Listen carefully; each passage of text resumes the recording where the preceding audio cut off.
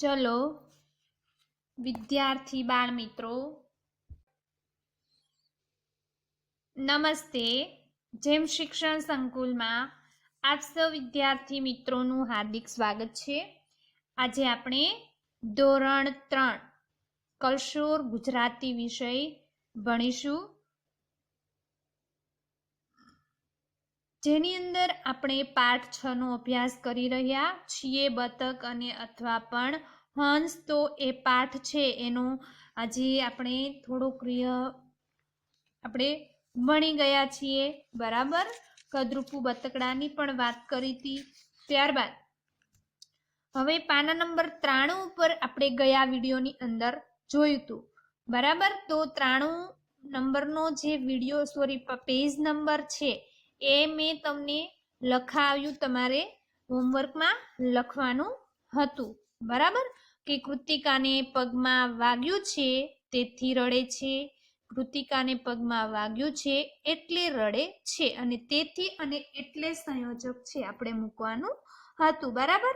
તો એ લખાઈ ગયું. એના પહેલા આપણે પ્રશ્નોના જવાબ હતા ને કે મુન્ની કેમ રડે છે, તુષાર અડે ત્યારે મુન્ની શા માટે રડે છે. આ પ્રશ્નોના જવાબ છે એ હું તમને ગયા વિડીયોની અંદર વોટ્સઅપ કરવાનું બાકી રહી ગયું હતું. તો એ હવે આજની તારીખમાં, બરાબર, તમારે નોટમાં લખવાનું છે. એ હોમવર્ક એનો વિડીયો તમને વોટ્સઅપ કરીશ, વોટ્સઅપ દ્વારા એ ફોટો પાડી અને એ હોમવર્ક મોકલાવીશ. તો એ હોમવર્ક એ અને આ બંને વસ્તુ તમારે નોટમાં લખવાનું રહેશે.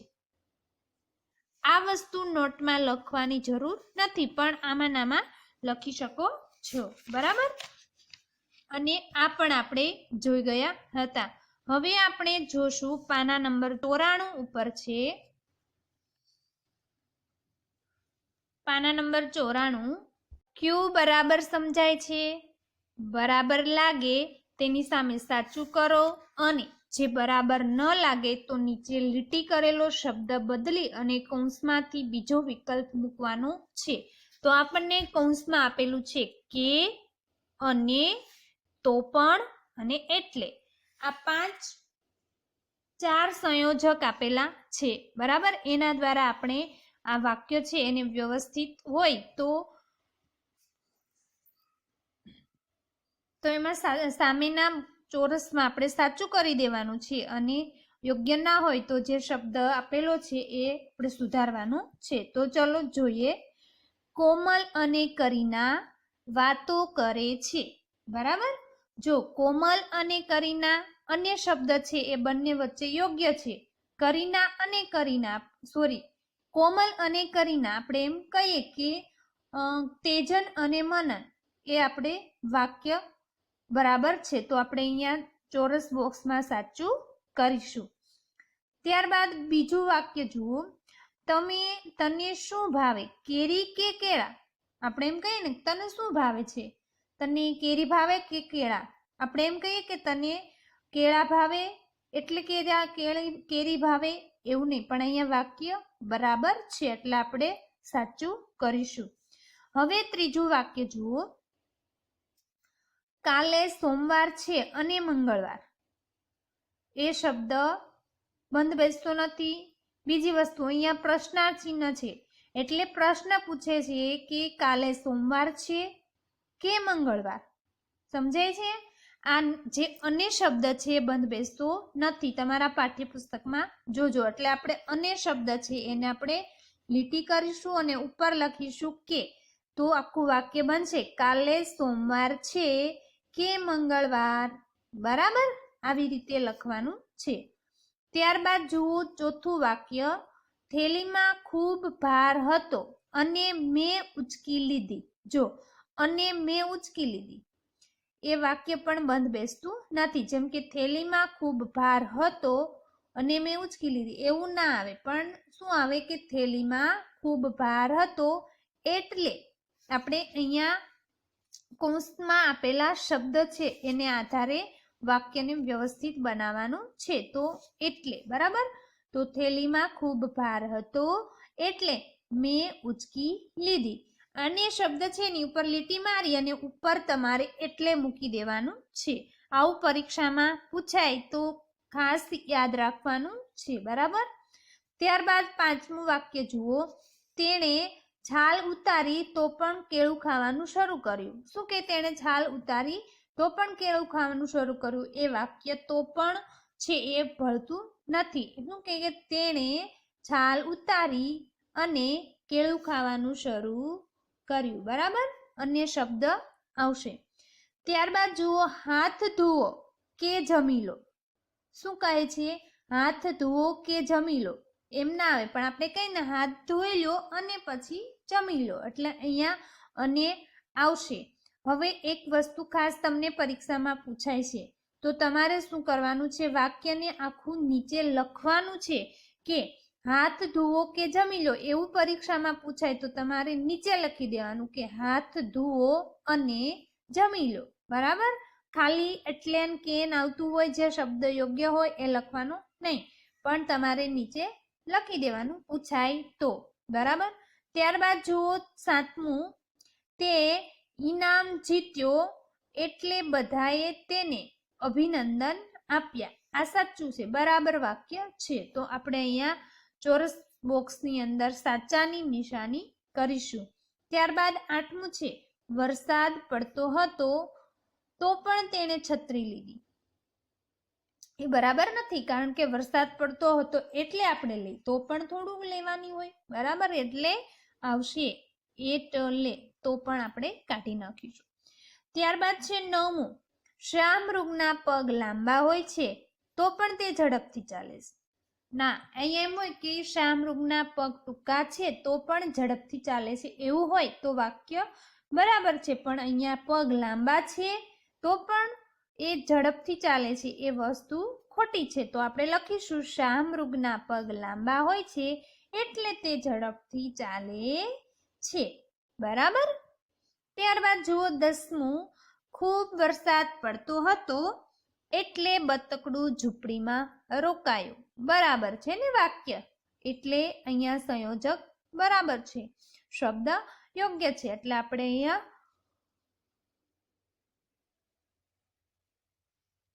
ચોરસ બોક્સમાં સાચું કરીશું.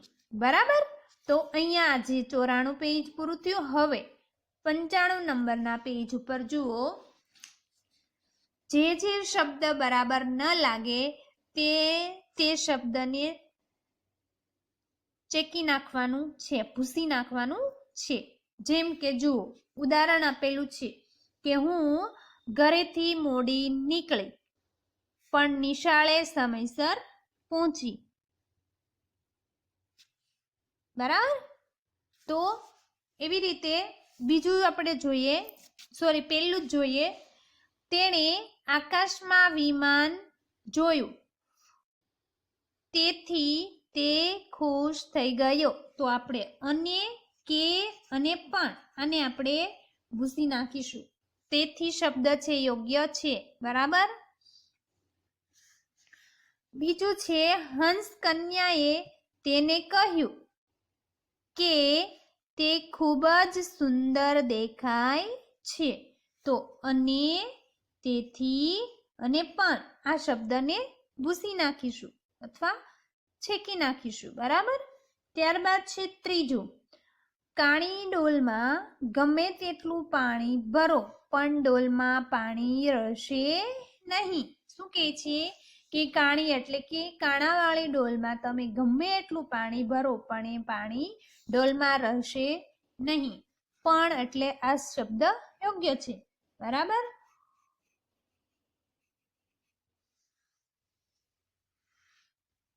ત્યારબાદ ચોથું વાક્ય, રસ્તામાં કેળાની છાલ હતી અને કે તેથી અને પણ તેનો પગ લપસી ગયો.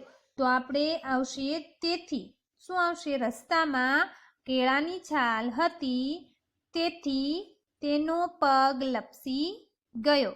તો આમાં જે વધારેના શબ્દ છે એને આપણે ચેકી નાખવાના છે. જે બરાબર ન લાગે એ શબ્દને ચેકી નાખવાના છે. હવે ત્યારબાદ જુઓ, કૌંસમાંના શબ્દોમાંથી યોગ્ય શબ્દ પસંદ કરી સંવાદ પૂર્ણ કરો.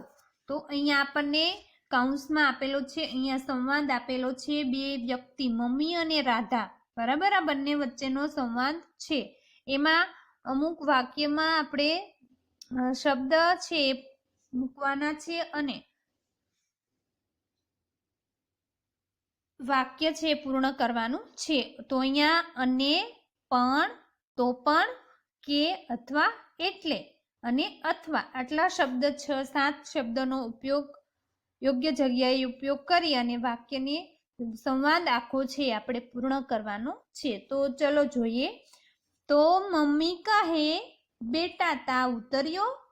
રાધા કહે, હા તાવ નથી પણ પગ દુખે છે. તો મારે લખવાનું અહીંયા પણ. શું આવશે આમાંથી? અને, પણ, તો પણ, કે અને એટલે અથવા.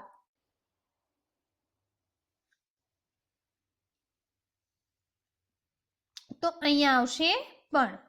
ત્યારબાદ છે મમ્મી બોલે છે. કોણ બોલે છે? મમ્મી કહે છે, તું દવા લે છે પણ ખોરાક તો સરખો લેતી નથી. મમ્મી છે એ રાધાને કહે છે કે તું દવા લે છે, અહીંયા ખાલી જગ્યામાં પણ લખીશું.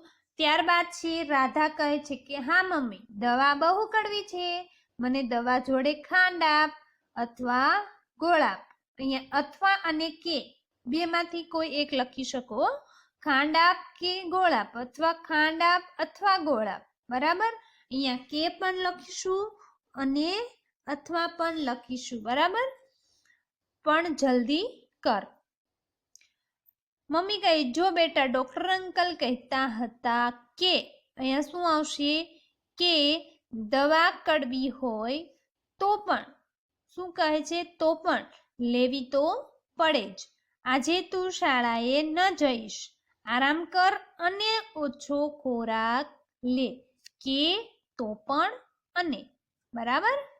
ત્યારબાદ જુઓ, રાધા કહે છે આજે અમારી શાળામાં રમતગમત સ્પર્ધા છે એટલે મને શાળાએ જવાની ઈચ્છા છે. અહીંયા આવશે એટલે. મમ્મી કહે, હું તારા વર્ગ શિક્ષકને રજા ચિઠ્ઠી મોકલાવું છું, આજે તો તું દવા લે અને આરામ કર, બરાબર. તો અહીંયા સુધી રાખીએ.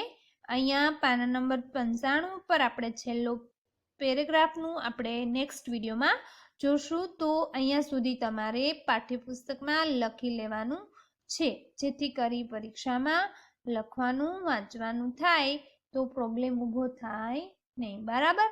તો આગળનું પાના નંબર 95 ઉપર છેલ્લો પેરેગ્રાફ આપણે નેક્સ્ટ વિડીયોમાં જોશું. ત્યાં સુધી આપણે શું કરવાનું છે? જે હોમવર્ક આપ્યું છે મેં, જે હું વોટ્સઅપ કરું છું, એ હોમવર્ક ફોટો મોકલાયો છે, એ હોમવર્ક તમારે સરસ અક્ષરે નોટમાં લખી દેવાનું છે.